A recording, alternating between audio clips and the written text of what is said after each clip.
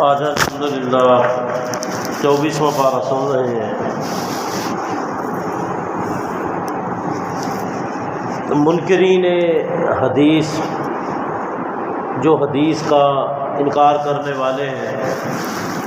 صرف قرآن کو مانتے ہیں اور حدیث کو نہیں مانتے،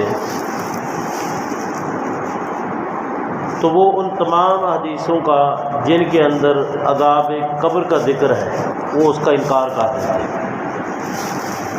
وہ کہتے ہیں کہ پورے قرآن پاک میں قبر کا کسی جگہ بھی ذکر نہیں ہے، پورے قرآن پاک میں الحمد سے لے کر والناس کی سین تک پورے قرآن پاک میں باقی کسی جگہ قبر کا جس طرح لفظ قبر ہے اس کا کوئی ذکر نہیں ہے، یا عذاب قبر اس کا کوئی ذکر نہیں ہے، اس میں کوئی شک نہیں ہے۔ تو اسی چیز کو بنیاد بنا کے وہ کہتے ہیں کہ عذاب قبر کے حوالے سے جتنی بھی حدیثیں ہیں اس کا ہم انکار کرتے ہیں، کیونکہ عذاب قبر کا ذکر قرآن پاک میں نہیں ہے۔ آج جو آپ نے پارہ سنا ہے اس میں اگرچہ لفظ قبر نہیں ہے لیکن عذاب قبر کا ذکر ہے، قبر کا لفظ نہیں ہے لیکن عذاب قبر کا ذکر ہے۔ کیسے؟ فرعونیوں کا ذکر کیا ہے اللہ پاک نے قرآن مجید کے اندر، اور وہاں یہ آیت آئی ہے النار یعرضون علیہا غدوا وعشیا، النار یعرضون علیہا غدوا وعشیا، آگ صبح و شام ان کے اوپر پیش کی جاتی ہے، آگ صبح و شام ان کے اوپر پیش کی جاتی ہے۔ اب اگر کوئی شخص یہ کہے کہ فرعون کی جو میت ہے وہ تو پڑی ہے، تو پھر وہ قرآن کو تو مانتے ہیں، تو پھر قرآن کی آیت کا کیا مطلب ہے کہ صبح و شام آگ ان کے اوپر پیش کی جاتی ہے؟ تو ماننا پڑے گا کہ اس سے برزخی زندگی مراد ہے، اور عذاب قبر کا تعلق بھی برزخ کے ساتھ ہے۔ ایک آدمی فوت ہو جاتا ہے اور اس کو امانتاً دفن نہیں کرتے، جس طرح آپ نے اخبار میں یہ پڑھا تھا کہ نشتر کی چھت پر کتنی ہی لاشیں پڑی تھی لاوارث اور بے حرمتی، پتہ نہیں کیا کچھ مسلمانوں کو ہو گیا ہے کہ اس قدر بے حس ہو چکے ہیں۔ حالانکہ ایک مسلمان زندہ ہے تو اس کا احترام ہے، اور مرنے کے بعد اس سے بھی زیادہ اس کا کیا ہے، احترام ہے۔ تو اس کا مطلب یہ ہے کہ وہ لوگ جن کی لاشیں ایسے ہی پڑی رہتی ہیں تو پھر تو اس کا مطلب ہے ان کو جزا سزا کچھ بھی نہیں ہے، یعنی جس کو دفن کریں گے تو اس کی جزا سزا ہے، جس کو دفن نہیں کریں پھر اس کی جزا سزا نہیں ہے۔ برزخ کا معنی ہی پردہ ہے۔ میت جہاں بھی پڑی ہے جو ہی روح نکلتا ہے سلسلہ شروع ہو جاتا ہے، جو ہی روح نکلتا ہے سلسلہ شروع ہو جاتا ہے، اور یہ تو ہمارے سامنے اس کا یہ جسم ہے، باقی اصل جو مسئلہ ہے وہ روح کے ساتھ ہے۔ اور یہ روح ایک وقت تھا یہ روح نمایاں تھا اور جسم مخفی تھا،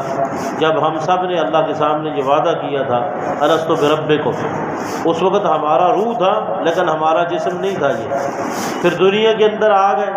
اور یہاں جسم نمایاں ہے، میں آپ کو نظر آ رہا ہوں، آپ مجھے نظر آ رہے ہیں، لیکن روح تو نہیں نظر آ رہا۔ روح مخفی ہے، جسم پھر نمایاں ہے۔ پھر جب انسان فوت ہوتا ہے تو پھر جسم پھر مخفی ہو جاتا ہے، روح پھر نمایاں ہو جاتا ہے، اور پھر جب قیامت کے دن انسان اٹھے گا روح پھر نمایاں نہیں ہوگا، روح پھر مخفی ہو جائے گا، جسم پھر نمایاں ہوگا۔ تو یہ روح اور جسم کا ایک تعلق ہے جو ہماری سمجھ سے بالا تر ہے۔ اللہ نے یہ ایک نظام بنایا ہے، اس لیے عذاب قبر کا منکر در حقیقت وہ دین کا منکر ہے، کیونکہ دین صرف قرآن کا نام نہیں ہے، دین رسول اللہ صلی اللہ علیہ وسلم کے صحیح فرمان کا نام بھی ہے۔ تو عذاب قبر کا ذکر کتب حدیث کے اندر صراحت کے ساتھ موجود ہے، مشکات کے اندر، بلوغ المرام کے اندر، صحیح بخاری کے اندر، صحیح مسلم کے اندر، اور اسی طرح نسائی، ترمذی، ابن ماجہ، تمام کتب حدیث میں عذاب قبر کا ذکر ہے، اور باقاعدہ ائمہ محدثین نے باب باندھے ہیں۔ اور اگر اور نہیں تو کم سے کم یہ حدیث تو سب کے ہاں مشہور ہے کہ رسول اللہ صلی اللہ علیہ وسلم قبرستان میں جا رہے تھے اور آپ نے فرمایا ان دو قبر والوں کو عذاب ہو رہا ہے، ان دو قبر والوں کو عذاب ہو رہا ہے، اور پھر آپ نے ان کی وجہ بھی بیان کی کہ کیوں عذاب ہو رہا ہے۔ اما احدہما یمشی بالنمیمہ، ان میں سے ایک وہ تھا جو چغل خوری بہت کرتا تھا، چغلی کی عادت تھی، اس وجہ سے اس کو عذاب ہو رہا ہے، اور دوسرا وہ ہے جو پیشاب کے قطرات سے اپنے کپڑوں اور جسم کو بچاتا نہیں تھا، اس وجہ سے اس کو عذاب ہو رہا ہے۔ تو وہاں بھی عذاب قبر رسول اللہ صلی اللہ علیہ وسلم نے بیان کیا۔ محترم ساتھیو، اس قبر کے حوالے سے ہمیں اپنے آپ کو تیار رکھنا چاہیے، کسی وقت بھی ہمارا بلاوا آ سکتا ہے، اور ضروری نہیں کہ انسان قبر میں جائے تو پھر تو جزا سزا ہو، اگر انسان قبر میں نہیں جاتا تو پھر جزا سزا۔ سونامی طوفان میں جتنے بھی لوگ ہیں جو پانی کی نظر ہو گئے، کسی کو بھی قبر نہیں ملی، کسی کو بھی قبر نہیں ملی، اس کا مطلب یہ ہے کہ پھر ان کو جزا سزا والا سلسلہ ہے ہی نہیں۔ اللہ تعالیٰ اس کا محتاج ہی نہیں ہے، اللہ تعالیٰ اس کا محتاج ہی نہیں ہے۔ اللہ پاک نے وہ جو نظام بنایا ہے برزخی زندگی، وہ ایک مومن کے لیے انتہائی خوبصورت زندگی ہے اور ایک منکر اور باغی کے لیے انتہائی خوفناک زندگی ہے۔ اللہ تعالیٰ ہمیں قرآن و سنت سمجھنے اور عمل کرنے کی توفیق عطا فرمائے، آمین۔ کل انشاءاللہ اسی مسجد میں 1 بجے مزید قیام ہوگا، 1 بجے انشاءاللہ۔ جو ساتھی مزید قیام نہ کرنا چاہیں تو وہ امام صاحب یہاں پڑھائیں گے، پوری نماز ہی پڑھائیں گے، وطر بھی پڑھائیں گے، تو وہ اپنا نماز بھی پڑھ لیں، وطر پڑھ لیں، اور جنہوں نے مزید قیام کرنا ہے وہ 4 رکعت پڑھ کے چلے جائیں، باقی 4 پھر پڑھ لیں اور وطر پڑھ لیں۔ مسنون عمل ہوگا، جو نہیں کریں گے ان کے لیے بھی 11 رکعت ہیں، جو کرنا چاہیں گے ان کے لیے بھی 11 رکعت ہیں، اور 1 بجے انشاءاللہ اس کا اہتمام ہوگا۔